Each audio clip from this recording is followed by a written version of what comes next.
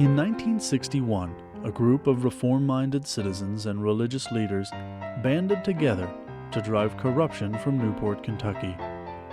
This is their story: girls, guns, and gambling.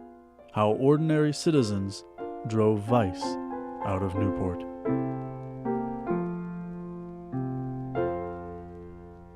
Christian Seyfried was born in Newport. He lived and was raised on Kentucky Avenue. After World War II, he began his career as a postal carrier. His vow and tireless civic involvement helped to end corruption in his hometown. When I started delivering mail down there, I had a route in what was then thought of as the red light district. I delivered mail through that area every day, twice a day. We went then, and the prostitutes were always hanging out the windows and hanging out the doors, and I was solicited several times every day, and I saw things happen that I didn't like, and I saw the young ladies who were in these places, and I didn't like the fact of what they were doing. I was involved in the church for many years, and I taught Sunday school, and I taught teenagers, and there was a difference between what I saw there and what I was doing in the church with it, and I didn't like what I saw. I came to a conclusion that I would make a promise to God and to myself that if I ever had an opportunity to do anything about it, I would do it to the best of my ability. And I never thought that I would have an opportunity to do anything about it. Who am I? I'm just one individual, a letter carrier. What can I do? And so it went 4 or 5 years, maybe 1957, I think it was. Esquire magazine came out with an article by Monroe Fry. He made a study of prostitution throughout the United States, and one of the parts of his study was Newport, Kentucky, and how the women were transported from one area to another, and so on. And the local officials denied that what he said was true. Well, I knew it was true. Right. And I knew exactly what he was talking about, because for years I had traveled through that area. And so the Northern Kentucky Protestant Association asked the ministers in Northern Kentucky if they would preach on this article on a certain Sunday. And our pastor, Reverend Barkow, preached on that particular Sunday. And Monday I went out on my route. I was working in the East End then of Newport. And as I went around the route, that just kept churning around inside of me. And when I got to a grocery store, I called him and I asked him, I told him, I said, well now, I want to do something about what you were preaching about yesterday. I said, what do you think I can do? And he said, well, Chris, I'll tell you, he said, we preachers preach about these things, but we don't always know what to do about them. And I said, well, do you think there's anybody else in the community who feels like I do? And he said, I'm president of the Newport Ministerial Association this year. He said, and I will take it to our meeting this week and see if there is any interest in doing something about it. So he took it to the meeting, and the pastors of the Newport churches were interested in doing something. And what they decided they would do would be to appoint 2 people from each one of the various churches who wanted to become involved in it, and organize a committee. And I was made chairman of that committee. And that was called the Social Action Committee of the Newport Ministerial Association. And that's where we started to do something about the situation. And I guess my promise had been recalled at that time to me that I had to do something about it. And I said, when we had our meeting, I said, well, what do we do? Where do we start? Who do we go after? We have to determine all these things. First, we have to know what is really going on. We can't go to the officials in the county and the community and say, I heard this was going on at that place. I heard this was going on at the other place. We have to go out and see it ourselves. So there were 20 men in the group, in addition to some women. But the 20 men decided that they would be willing to go and into the places and get involved in some gambling, enough to know what was going on. And they would go into the houses of prostitution, and we would go to the point of discussing the fee, and then say we changed our mind and walked out. And always two of us went together, so we had somebody would corroborate our testimony. And when we got back home, we would write out, each one would write out their own report. And then I correlated all of these reports that were made and kept them here at my house until they were ready to be used. And so when we went to our city officials and told them that gambling was going on here, there, and the other place, we could say, we were there, we saw it, we participated. Seyfried was a member of Newport United Church of Christ. His pastor was Harold Barkow, who was also president of the Newport Ministerial Association. His widow and daughter discussed some of the people who were involved in the movement and their family experiences during these times. They had organized that other group, and Chris Seyfried had been so active in that, and he had been a mail carrier, and he knew a lot of people, and it was if we had leaders just sent to the organization. We had people living in Fort Thomas, or they moved to Fort Thomas. Well, no, they like the Wadsworths and the Henry Jose, a lot of those people. And I was still too young to know so much, but I later would get on the Holly Hill board, and Mary Claire Wadsworth would say to me, "Oh, and your father did this and did that," and I learned a lot about what my father did from those people. Chris came to Daddy after the sermon and said, "I do mail, and I'm in all these houses of prostitution." He delivered mail there, and I know what this city is, and I know what it could be, and so that kind of was the germinator. One time, though, somebody did drive up on our front lawn. Oh, He yeah. got a call at 3 o'clock in the morning, and he went out to answer it, and somebody drove with the headlights right toward and he hit the floor.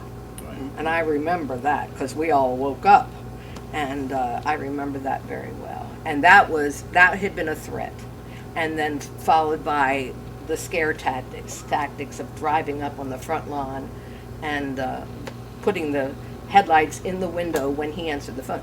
And it's amazing, they knew we only had one phone. They knew where that phone was. They had to know that a minister always answers the phone. I mean, we thought we were in primitive times, but they knew. Jack Wadsworth, who was president of what came to be known as the Committee of 500, discusses the origins of the committee and his own involvement. It was Henry Jose and Claude Johnson and I were the ones that started. Henry Jose, as I say, wanted to clean up his hometown. Claude Johnson was just a good citizen, and he was our spokesman, and he was a good writer, and he always had a statement. And we ran ads and everything. We needed money, and luckily I was the guy that furnished the money. And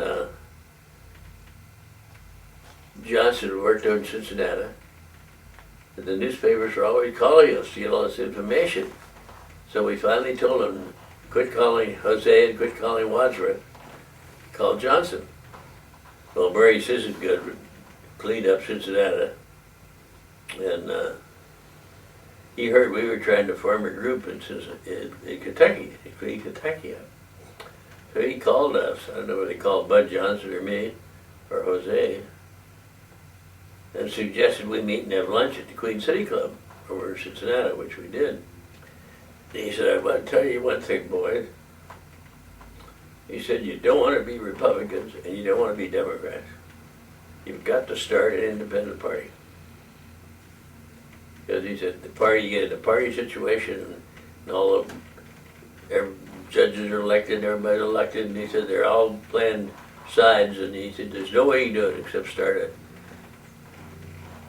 an independent party. And then we started to think of a name. And how we came up with a name, I'll be darned if I know. But that's where Committee of 500. Because we were trying to get new members, and that's the way it started. We were trying to get new members, and we had about 200. And we sold it, we called it the Committee 500 because we had 500 members. We didn't have 500 members. You wanted to get 500. We had a telephone committee, and I guess I was chairman of that, and I had about 10 girls that I would call, and they had about 10 on their list. And if we wanted to get some news out quick, I'd call my 10 and they'd call their 10, and you know, in no time we have the, whatever it was we wanted to get out would be out. It was before the Committee of 500 Well, was that was named. back in the 50s. And George Ratterman came down to the meeting. He wasn't invited, but he lived on Shaw Lane where we did. And he said that it was pretty much of a Protestant organization, you know, with Barco and all that ministerial. So he said, I happen to be Catholic, but I'm just as interested in this as you all are. And he said, I would like to be part of it. Prominent local business leader Jack Steinman returned to northern Kentucky after a stint in the service to discover upon his return that it was, as far as crime and vice were concerned in the area, business as usual. His sense of civic service and involvement with the local church, coupled with his move to Fort Thomas, caused him to become one of the youngest leaders in the movement dubbed the Committee of 500. I think it was 1952, Kefauver hearings pretty well shut Kenton County down, and at least to the best of my recollection. But really didn't have quite that effect on Campbell County. Campbell County was still going high, wide, and handsome. And without rambling on too much, I guess it was probably around 1959, give or take a little bit. Joyce and I, my wife, belonged to Lakeside Presbyterian Church. And somehow or another, having always been very interested in politics, I got appointed to the Social Action Committee. And a good friend of mine that lived in Fort Thomas, Jack Cook, who was just a super guy, I got to chatting with him one day, and I said, hey, you know, we're over here in Kenton County. Is there anything we can do to help you in Campbell County? And he said, yeah, you could do a lot, you know. One thing led to another, and we got together with a group of people, primarily the Campbell County and Newport Ministerial Association, and decided that we would try to make some sort of effort to straighten out the situation in Campbell County. I think there was a lot of frustration. Reverend Barkow really was the big motivator that I knew and thought very highly of, and you know, when I got involved, he was pretty much the driving force at that point. It was a very large church in Newport, and he was, you know, pretty much an activist in the whole thing. And but it was frustrating to an awful lot of people in the community. You know, it boiled down to the fact that if you weren't a gambler or you weren't a politician with your hand out, you were a second-class citizen. And I really never enjoyed the idea of being a second-class citizen. I thought we should all be on the same footing. Actually, you know, the first time the Committee of 500 people got together, there were probably 10 people at that meeting. I recall some of them. My brother-in-law was one, Bob Leake, Jack Cook, Jack Wadsworth, Henry Jose, Claude Johnson, Dick Hoffman, Henry Cook, who had been the former U.S. Attorney for Eastern Kentucky. And I'm sure I'm leaving someone or two out. You know, we needed somebody to run for sheriff, and George Ratterman said, well, I'll run for sheriff. And off we went. George volunteered. All-time great guy. George had one gear forward, you know. Right. He wasn't a guy to back up, either in professional football or in politics, and really an outstanding guy in my opinion. So it was decided that George Ratterman, a well-known football hero, would run for the sheriff's office. This move was the beginning of the end of Newport's days of vice. The sheriff's office, however, didn't come without effort and sacrifice. The first step was to convince the people of Newport that reform was a necessity. I would say probably average once or twice a week, something such as that. I'd go any place they would have me, but there were only 90,000 people, I guess, in Campbell County at that time. You never knew going in, are these people for me or against me going in, and you're not going to turn anybody's vote right there at that time. And you'd find that in these different meetings, people trying to pin you down and embarrass you on different things. You're not a Kentuckian, you're an Ohioan, you grew up in Cincinnati, Ohio, what do you care about what goes on over here? Various things, anything that they could come up with to embarrass me. They may have asked me, aren't you afraid of what might happen to you, or things such as that, because there was a lot of that going on in the community. Instead, when I ran for office, there was somebody from out in the county area, not in Newport, but out farther in Campbell County, who was running for, I forget what office out there. He disappeared and he hadn't been heard from since. And he got elected.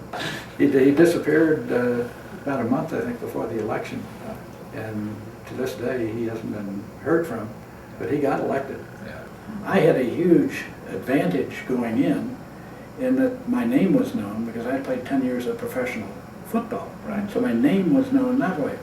There was always the threat was mentioned. Suppose somebody got involved in a cleanup movement, well, they'd find one of his kids got murdered or kidnapped or something such as that. And I hopped on that right away and said, well, when I decided I was going to run for sheriff, or said I would, mentioned that fact and figured, well, if anything happened to a member of my family, it's going to be national publicity. It's not just here in Campbell County or in the Cincinnati area, because I had fairly recently played professional football. One of the government agencies out of Washington pointed out, wasn't the FBI, it was, I forget which one, but an important one. And they pointed out to me, they said, Newport, Kentucky is the second worst place in the United States. I said, you're kidding. They said, what's the worst? They said, well, New York City, just because of the size of it. So that Newport, Kentucky is the second most vice-ridden community in the United States. Now this comes from people in Washington who should know about it. It became clear that Ratterman's candidacy for sheriff and the activities of the Committee of 500 constituted a real threat to the syndicate's hold on Newport. A plan was formulated to discredit Ratterman. Tito Carenzi, a former local football player, contacted Ratterman on the pretext that he had information about mob activities that George could use in his campaign. The result of that fateful meeting and the attempt to frame Ratterman is the most famous incident of this story. I had met Tito a couple of times, that's all. Had no relationship with him, other than knowing that he played football over at Xavier, and I helped coach over at Xavier one springtime, I guess it was. And I believe he was there at that time. And that was when I left Notre Dame before I went up to Buffalo. For my first season up there, I coached at Xavier University, and I think Tito was over there at that time. So I knew him, and he was a great college football player, particularly at that level. And so he knew of me, and I knew of him. Now, it's difficult because all of a sudden my memory went zilch, at that point. So obviously something had happened to me, which I didn't realize at that time. But I can vaguely remember things happening through the evening and after that. But remember specifically, we went over to Cincinnati, Tom Paisley and I, met with Tito. Why we left there to go back over to Newport again, then my memory is going down the drain. I can remember little things occasionally here or there. Remember Tito crying. The police came in and arrested down at his place, I guess it was, at the Tropicana. And so we're all loaded into a police car going down to be booked, And I remember Tito crying about that, and I thought at the time, this is legitimate. He's not faking that or something. Probably realizing, I'm in this a little too deep. I came in and said something about I'd been arrested or something such as that. And I think she said, what for? And I said, I don't know. Which is sort of a strange thing to say, if you have been arrested, which I definitely had been. At that point, I went upstairs and went to bed and fell asleep. Yeah. And my wife is going by, this guy comes in and says he's been arrested, something he's not sure what for, then he goes to bed. Carency had drugged Ratterman and taken him to the Glen Hotel in Newport, where the candidate was joined in bed by local exotic dancer April Flowers, who had been instructed to remain only until a photograph could be taken. The photographer, however, never showed up. Despite this, Ratterman was arrested, taken to jail in Newport, and charged with soliciting for prostitution. Yeah, I remember the first night, that was a Tuesday. For some reason or other, the court didn't meet on Monday, but I think we met on a Tuesday, was the first day. And I remember that night trying to sleep, and that was one of the worst nights I ever had in my life. Then, because all I hear all day is these people coming in telling what a horrible person I am, and stuff like that. And of course, I'm not allowed to talk or anything, neither is my attorney. And all this is going on, the prosecution part of it, which lasted Tuesday, Wednesday, Thursday, and Friday. But at the end of Tuesday, I'd never been involved in anything like that before. Eventually, my side's going to come out on this or something else. They got all the witnesses and everything else over there. All I'm hearing is bad things. Nice thing we had my wife and a bunch of ladies from Fort Thomas came down and attended all of these courtroom sessions, and they were all there, and that gave you some confidence. There were some people on your side, even though they couldn't talk in the courtroom, they were there, and they never lost faith in what I was trying to do. As the Ratterman trial unfolded, the initial advantage went to the mob. At first, it seemed that the reform candidate had been successfully framed, and that he and his supporters would be discredited. The mob would be surprised at the next turn of events. Thomas Woodrow, the photographer who never arrived, had a grandmother-in-law who faithfully attended Barkow's church. She and her daughter became surprise witnesses and testified that Woodrow had been contacted well in advance of Ratterman's arrest. He had been told to wait for a phone call and then go to the Glen Hotel to take a very important picture. This was the end of the frame, and the catalyst that later swept Ratterman into office. Ratterman was elected sheriff with 50% of the vote, defeating 2 other candidates. Remarkably, he didn't have to do much to get rid of vice and gambling. It simply packed up and moved to Vegas. His experience with gamblers who held tax stamps and the reactions of business owners who were no longer able to profit from gambling best summarizes this part of the story. I kept wondering, that all the places closed down. As an example, at that time, and I guess still, you have to get a federal gambling stamp if you're involved in gambling. And we had in Campbell County, say 175 people, and you knew of that because they had to renew these things every year, every 2 years or something, and that was public knowledge, so we knew all the people. And they weren't going to fool around with the federal government and deny that they were gambling, because then they got the feds on them. So we have all these people turning in their thing, getting stamps, to operate gambling establishments in the county. Those were renewable on July 1st of every year. And we had, again, something like 175 of them, 178 may have been the exact number of people who held federal gambling stamps in Campbell County. By July 1st, just 6 months after I went in office, only 6 people renewed their stamps. The following July 1st, 0. The reaction I got was good. I think you pointed out, all we're trying to do is enforce the law. We're not going after people. And if somebody has been gambling in the past, wants to shut down, that's fine. We're not going to pester these people or something such as that. Some of them have very nice places. Restaurants or whatever, and have you hang a handbook in there, fine. You close the handbook, they still got a fine restaurant. We made that obvious to them. We're not crusading against these people. It's against what they were doing before. It was against the law. And that's all I was supposed to be doing anyway. Ratterman remained sheriff through the whole 4-year term, despite having accomplished the bulk of the cleanup before the end of his first year. He tells the story of how his political career came to an end. The county has closed down as far as the illegal vice was concerned. I can't succeed myself after I've been in there for 4 years. What are you going to do now? I've more or less severed any ties I had to the regular world outside of politics. So I ran for county judge and lost that to Andy Jolly, who had done a lot of good things for Campbell County, and lost to him. So I figured, well, I'm meant for greater things than this. I'll run for Congress. That's what I'll do, I ran for Congress and I came in third in the Republican primary. I figured, you can't get any lower than that in Kentucky. You come in third in the Republican primary. Thank God I don't have to get involved in politics anymore. I said, that is it. Now I'm out of work, having run for office, you know, and so then I had a job offer in the Denver area.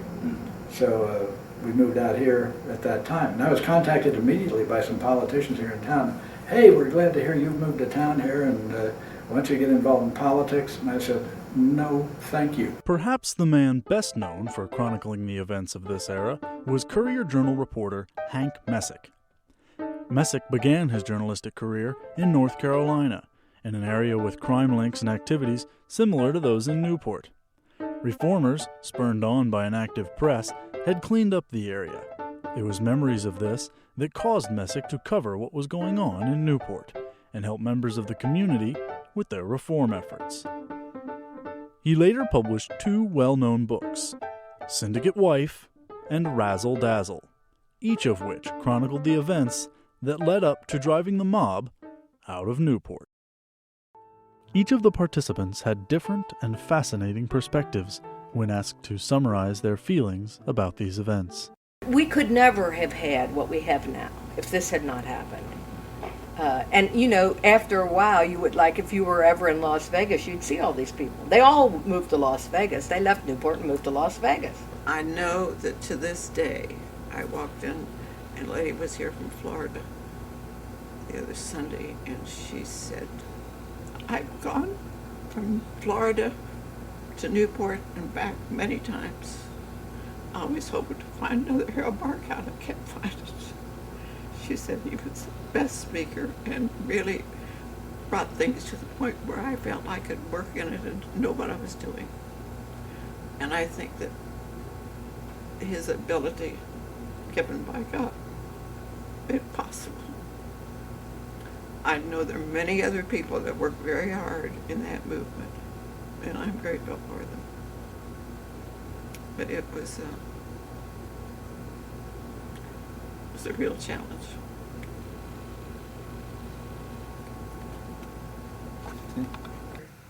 I mean, my mother and father were wonderful people, and my father had his own business of manufacturing, and we were always taught to do the right thing. And I think it's self-preservation as much as anything. When you see something going on like that that affects you personally, you've got every reason to get into it and try to make it right. I think that would be the main reason that we were interested in cleaning up the thing. It wasn't that we were so morally against gambling and all that, but it was the fringe benefits of all the gambling, that everything was so bad in Newport. One of the things that it proved to me was that the political system that we have, if you use it, works. You just have to get organized, you've got to get people motivated, but the system itself really works. Things like selecting the jury. Well, the circuit court judges pick the jury commissioners, and they're the people that put the names in the wheel. Well, you know, that for years had been taken care of. Well, when we got new circuit court judges in there, it's a different ballgame. We got a whole different court, or a whole different jury wheel than we had prior to that. And all of these things work if you get people motivated to, you know, be alert, be involved. It's tough to get good people involved in politics, but we really had some great folks involved, and when you get good people involved, things are going to happen.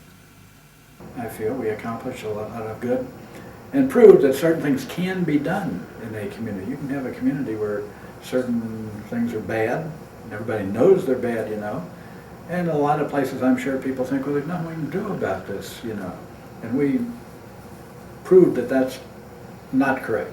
We were able to accomplish quite a bit there in Campbell County, Kentucky, and I'm proud of that and happy that we got involved in it. Changed my whole life, changed the family's whole life, but still, things work out okay. All I can say to you is look at the city.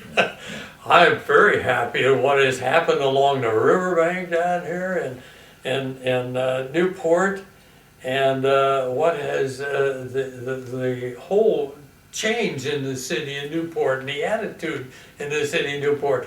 It used to be a place that people were not willing to tell where they came from when they went out of town. Newport was Sin City, USA. And if they went out of town, so I said, where are you from? They didn't want to say from Newport. Now they're happy to say that they're from Newport, Kentucky, because it is a growing and it is an ongoing community, and it has changed completely from what it was. And of course, that makes me very happy.